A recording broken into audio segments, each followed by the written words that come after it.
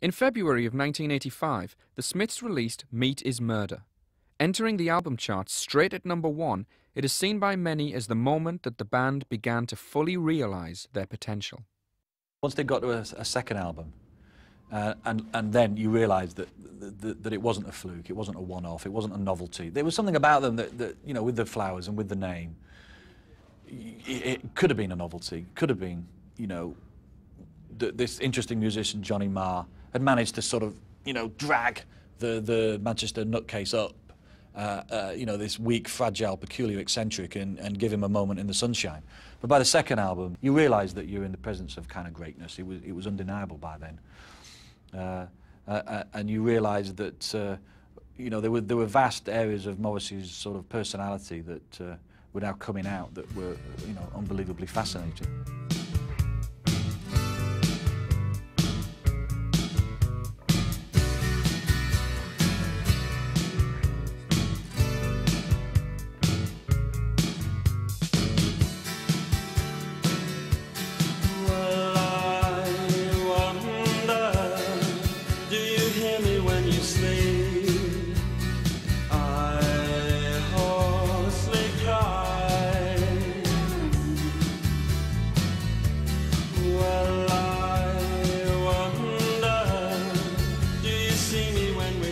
You've got a huge development, I think, in the sound of the band here. I mean, #1, it's far better produced than the debut album.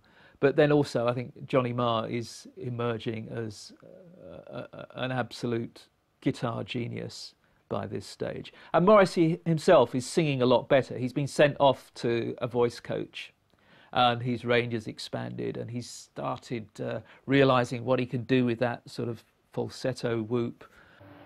It was a little bit, the first album was a little bit like Innocence in a studio, and Meat is Murder is much more people who know what they're doing, and they're achieving exactly what they want to achieve. The backing tracks came together pretty quickly, to be honest with you. We'd get Morrissey's vocal on pretty quick as well. We wouldn't wait till every overdub was done, then put his vocal on. The idea was get the vocal on and then see where we had to go with, you know, where things had to be filled in, where we needed more, where we needed less. And it was great working with Johnny, because obviously here it was a situation where it was just myself working with Johnny, and so it would be a constant thing of me trying to impress him by trying to get him a good guitar sound, or, you know, a good setup, or getting a different drum sound for different songs.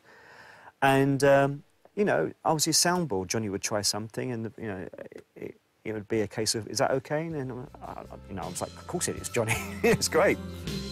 It was the title track of the album, however, that would prove the most controversial. A sprawling, melodramatic anthem against the perceived evils of being a carnivore. And the flesh you so fancifully fried is not succulent, tasty or kind. It's death for no reason, and death for no reason is murder. Meat is Murder itself, the title track, is completely over the top. There's this thing about Morrissey whereby everything is a sort of moral absolute.